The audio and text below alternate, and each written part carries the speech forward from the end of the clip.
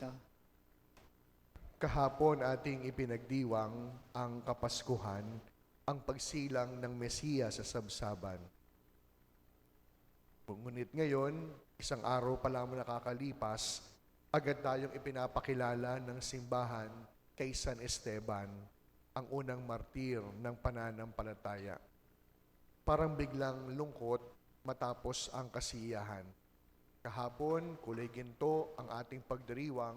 Ngayon, kulay pula ang siyang kulay ng ating liturhiya.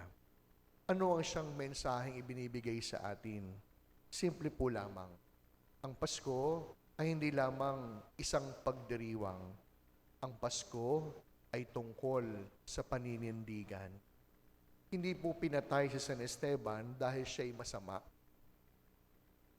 Pinatay si San Esteban dahil nanindigan siya kay Jesus. Ipinahayag niya ang katotohanan kahit alam niyang ang buhay ang kapalit. Ipinapaalala nito sa atin na ang pagsunod kay Jesus ay hindi laging madali. Ang pagsunod kay Jesus ay nangangahulugan din ng pagpasan ng ating sariling krus. Kung kaya nga po habang binabato si Esteban, tumingila siya at nagdasal sa Diyos. Ang iba ay galit ang nakita. Si Esteban, pag-asa ang kanyang natanaw. At sa kanyang huling sandali, nagawa pa niyang patawarin ang kanyang mga taga-usig. Kahit ang sabi niya, Panginoon, huwag niyo po silang parusahan.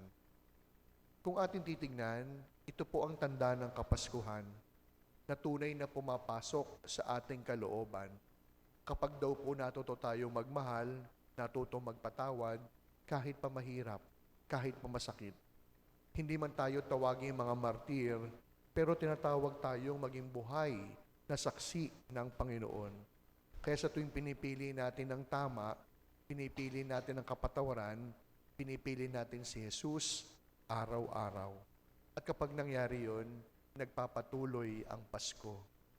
Nagpapatuloy ang pagsilang ni Jesus, hindi lamang sa sabsaban, kundi sa ating puso at kalooban.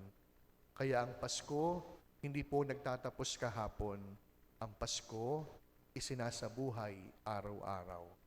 San Esteban, ipanalangin niyo po kami.